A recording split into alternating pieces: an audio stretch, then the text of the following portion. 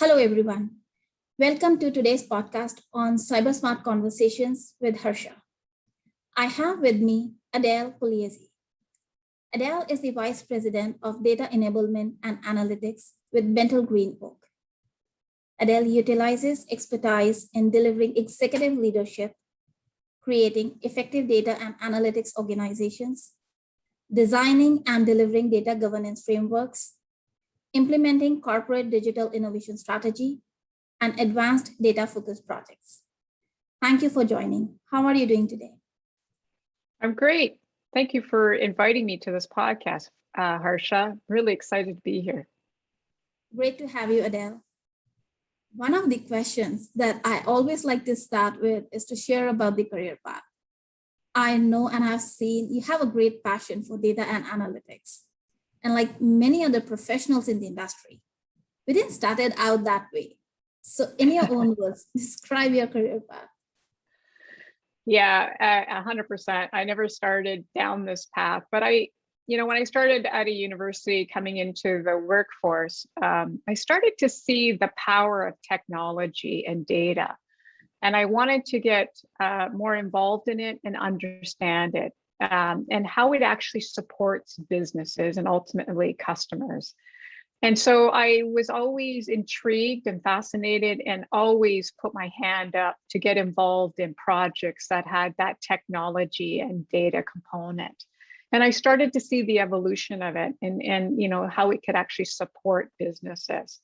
And that kind of led me to sort of the path where I'm at today, which is leading a data organization and capability and building that out for a commercial real estate company. And this industry is fascinating to me because the amount of data that's being generated specifically in the buildings, to me, is an opportunity for organizations in this industry to capitalize on that. So very much technology and data. It's all about supporting the business. And I'm just so excited that I can be part of it and hopefully influence it as it continues to mature within the capability. Great. And today's discussion is about applying data strategy to real estate. And as we all know, many real estate firms have long made decisions based on data, but it's changing. Like data allows real estate professionals to spot trends, better predict when those trends may reoccur, even anticipating the effect of these trends. And now we have seen that there is a huge pressure on the real estate industry to unlock the potential of data from the building systems and incorporate machine learning approach in their workflows. But before we get to that point, it is really important to understand the data that is coming from the building systems. So what are the different types of data created across the building systems? Well, and that's where the opportunity is. So the simple answer is there's many different data that's being generated in the building itself today, and it will continue to grow because most of the technology coming in is identifying or providing a capability or solving a problem, but its byproduct is data. So there's significant amount of data being generated in the HVAC systems. There's occupancy sensors that are generating data. There are cameras that have data that's being generated through video. So there's lots of different forms of data and lots of different data out there. And that to me presents a huge opportunity to companies in this industry as well as a challenge. And the challenge is it's almost like too much data. What are you going to do with it? And to me, one of the natural starting points is to kind of develop that data strategy that ultimately supports your business strategy. And that data strategy will help inform what data that you have and also inform what you can do with that data. And I think it's really important that organizations actually be very thoughtful in this approach because it can get very costly in kind of identifying the technology you require, implementing, and then ultimately extracting that data into some environment. And there are some significant challenges in the industry. One is the resources. So both on the data side, those are in-demand resources today. Lots of different industries are obviously trying to solve this problem as well. So those industries are very in demand, as well as the technical resources that are required actually at the building sites to do the installation, to help support that approach. So to me, it's important to kind of connect your data strategy to help you figure out your roadmap and then your plan in terms of how you're going to extract that data. Yes, and one thing that I like you mentioned, data is the byproduct of the technology solution. Because we put a solution in the building, we have HVAC, we have elevators, and these days, these IoT sensors. And the byproduct is the data that generates. So, but what we have seen is there are silo systems in the building. HVAC, elevators, every system generates data and it's in a silo. So when the building owners and the property management teams, they start visualizing the concept of connected systems, these silo building systems become a roadblock. Mm-hmm. And one of the things is the data ownership and the access to the data. And data ownership, we have seen, has been a topic of considerable interest. So who actually owns the data? Harsha, I love that question. Thank you for asking. You know, I think that's, to me, one of the foundational answers that needs to be present before anybody moves forward with data, because you have to establish the ownership. From my lens and my perspective, if the data is in the building, I clearly look at it as we own the data. So in ownership, it sometimes gets very terrifying because ownership means you have responsibility for the data.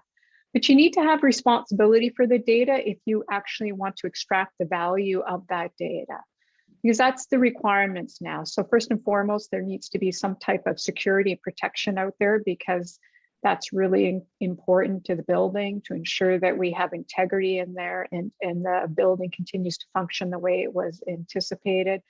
And then the ownership of the data is important because from my perspective, when we negotiate with vendors, that is clearly upfront, because we want to establish those roles and expectations right up front in terms of who's ultimately the owner of that data.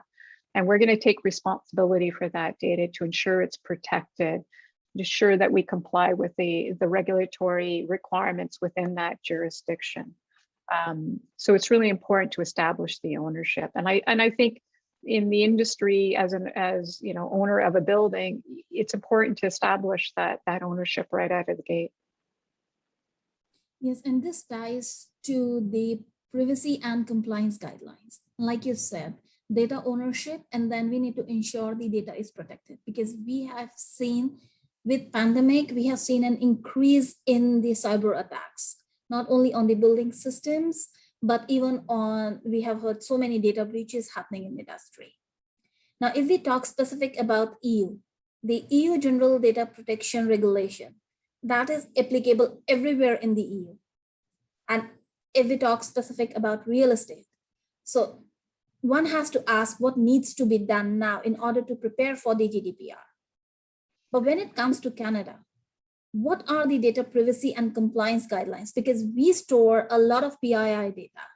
If we talk about residential, they store information about the residents, tenants. They have their financial information. And now with IoT sensors, we capture a lot of data. So what are some of the regulations around this data? In Canada, we do have privacy protection regulations, and Canada is actually at the forefront of some of the privacy requirements. My approach on this is really from a foundational point of view, and that is, it goes back to the earlier conversation we were having on data ownership. So data ownership is important to establish, because then the requirements in terms of the compliance activities come in. So if you have PII data, personal identifiable data, you need to protect it. You need to know what you have, what you're capturing, and you need to ensure that it's protected. And the other component that I bring into place is the data ethics point of view. And that is, we don't do anything with the data that it wasn't intended to when we initially captured it. And we try to not capture the identifiable aspects of it. So we are very specific with the data that we capture and what we do with it. And it's all about protecting people, protecting their privacy, and ensuring that the actions that we take are in alignment with the core of what we believe in, and that is not harming individuals. But really it's about improving and supporting and protecting. And so that really sort of permeates in every activity. If we get into some of the advanced analytics, it's very much a core part of it. And it's important. So in the jurisdiction of which you are aggregating that data or collecting that data, you need to make sure that you comply with the regulations in that jurisdiction. And I always think that it's important to sort of, just remember at the end of the day, it's people, right? And the actions that we take could have impact, and it's understanding that impact. And to me, that's why it's important, again, going back to the data strategy, tying to the business strategy. I mean, it's all in alignment, and it kind of starts at the most granular level. It's at that data that you're collecting, but it all needs to align. You need to make sure that you're protecting it.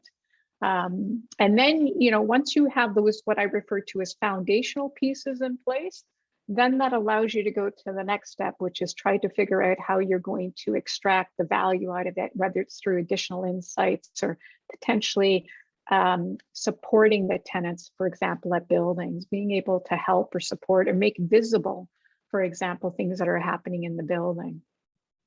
Yes, and this is interesting to know, like set the foundation and understand what value can be driven from the data. And now coming to that, what value we can drive from the data. So with pandemic, we have seen there is an increase in use of technology. So many occupancy solutions capturing the occupancy in a place. This is tied to building automation system. This is tied to access control system. Like we are seeing increase in use of health and wellness sensors. So which clearly defines that there is importance of data. So how that is changing during the COVID time and how real estate is using that data to bring people back to work. I think the pandemic has really changed this industry on a dime. It always takes a good crisis for things to change in a way that could have taken years, and now it's happening in a duration I don't think this industry has ever seen before. It's really about digitizing the buildings. If you think about the start of the pandemic and where we're at today, that it has really changed over time in terms of the pandemic, the requirements at the building level. And it's been tough because the real estate individuals at the building, the property managers have really had to adjust to the changes going on, and they've done a phenomenal job in terms of managing the building, the tenants, and mitigating that risk of that spread. But if you think about it, this was the warning signal for the first pandemic. There most likely will be others now that it's been introduced. So the question is, how do you protect the building, the tenants in the building, and be able to demonstrate the health and wellness of that building? And that's, to me, where the next leg comes in. And so there are actions that you can take. Again, you're thinking about the technology and what is it you're trying to do. If you're trying to bring more touchless digital capabilities into your building, then that's kind of, again, aligning with the strategy of what you're trying to do from a business point of view, and then the data piece of it. So we can actually start to get a better understanding of what's happening in our building and be able to figure out a way of how to communicate that information back to the tenants and occupants that are coming through our building, to give them visibility as to the status of that health and wellness of that building, which I think is so important to give that, to start to build that trust and confidence so people feel comfortable coming back and knowing that the actions that are happening in the building that oftentimes go unnoticed, that there's an opportunity to visualize that in a way that you can see what's happening. And I think the capabilities coming into the building, if I were to sort of forecast out, is only going to continue down this path. I think, to me, that's one of the foundational shifts that's happened in this industry is this type of requirements and coming into it in terms of supporting our tenants.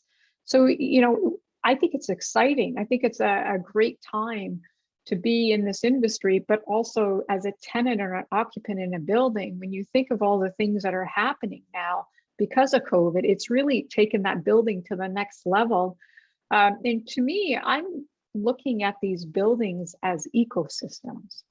And so, you know, by virtue of that pivot, of that switch of looking at it as a physical structure, so to speak, to now an ecosystem, we can start to think about things differently and start to look at the capabilities that we want to bring into that system. And then more importantly, how do we communicate the right messages and status of that particular structure? Yes, and in order to stay ahead, you need to develop and implement effective strategies. And I know you have emphasized a lot on defining the strategy and tying it to the business goals. So what, in your words, what is that defines a data strategy and how it will shape the future strategies that we need to look for? Oh, I love this question too, Harsha. To me, it's foundational. If there is the willingness within an organization to capture that data, to understand it better, to figure out, to help inform the decision-making of organizations, then it's critical. And I think it's critical today more than ever in this industry, because in the buildings, the technology coming in is always, the byproduct is data. So first and foremost, you need to protect it because that data is generated. So if you choose to ignore it at your peril, because it's not going away, it's only going to accumulate. So knowing that, then I think you, as an organization, you need to be progressive. You need to capitalize on how you're going to manage it. How are you going to monitor? How are you going to generate the insights that you need and the value to not only the business, but also your tenants? And I think that's the power and the value of having a data strategy, because it allows you to build the capability within your organization. Because being a data organization and building a data culture is new in some organizations, and it takes time to build that foundation and to get it to permeate through the organization. So it really becomes part of the DNA. And so you need to start today. And if you think about data in the totality of it, becomes too overwhelming. So you need to start to figure out how you're going to start, because it's really about starting. And where you want to start is where you want to start from a priority point of view and what's important to the business. And that's where the strategy, from a data strategy aligning to the business strategy, helps you work through that, helps you figure out your start point and then build your roadmaps to it.